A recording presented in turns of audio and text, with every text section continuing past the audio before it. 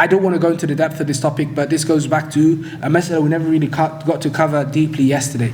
And we said yesterday, I think in the Q&A a little bit, which was that the Sharia also comes with a standard of what is known as compatibility, al-kafa'a. And kafa'a is a lengthy topic in the books of fiqh, and it is needed. So the Sharia does have its own standard of compatibility. And in a sense, that compatibility as well, it organizes certain elements of life. And so this question is no different to the previous question of culture in a sense, because this individual will differ quite a lot to, what you are used to, because they, in this context, it's not even about a Muslim culture. They come from a whole different background, even from a religious perspective. And so things will differ wildly. And wallahi, I can't reiterate this enough.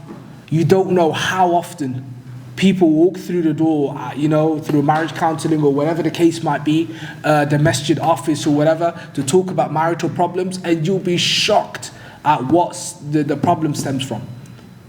What the problem stems from. A person will marry somebody that's completely different to the culture, and it was like, oh, she cooks me that in the morning. Well, what did you expect? You got married to somebody completely different to yourself, and she's not cooking what your parents would have cooked for you for breakfast, and now you want to complain about that. It's not how it works. She eats something different to you. And as a result of that, if you made this choice for yourself, then sleep with it. You can't have it both ways. Go and marry somebody outside of your culture and then have a problem with them when they're not upkeeping what is your culture and not theirs. And so you really have to think deep.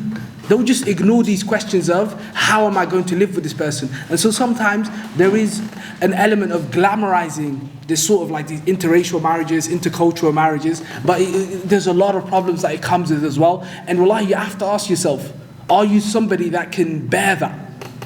And some people, it's not for them. And they probably knew even before they got married that they can't handle that. They're too, they find so much structure and norm in what they do and the practices that they have in their cultures, and that's what they like. And so for you to step out and say, I want somebody else, that may not be in your best interest. And so you're the best person that can answer this question.